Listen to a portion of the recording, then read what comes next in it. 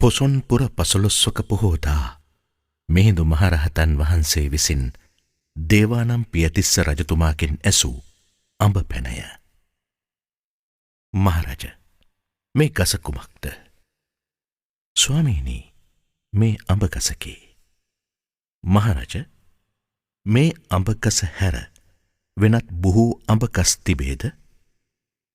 ස්වාමීනි, මේ අඹ ගස හැර වෙනත් බොහෝ අඹ ගස් ඇත. මහරජ, මේ අඹ ගසද වෙනත් අඹ ගස්ද හැර වෙනත් ගස් තිබේද? ස්වාමීනි, වෙනත් බොහෝ ගස් ඇත. ඒත් ඒවා අඹ ගස් නොවේ.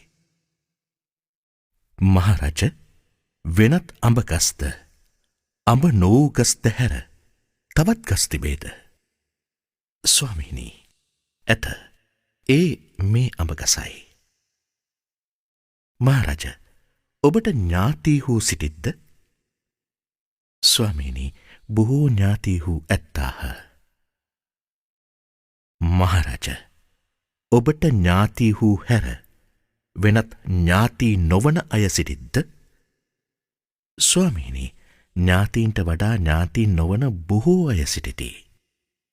මහරජ, ඔබගේ ඥාතීහුත් ඥාතී නොවන අයත් හැර වෙනත් කිසිවෙක් සිටීද? ස්වාමීනි, සිටිත්. ඒ මමම වෙමි.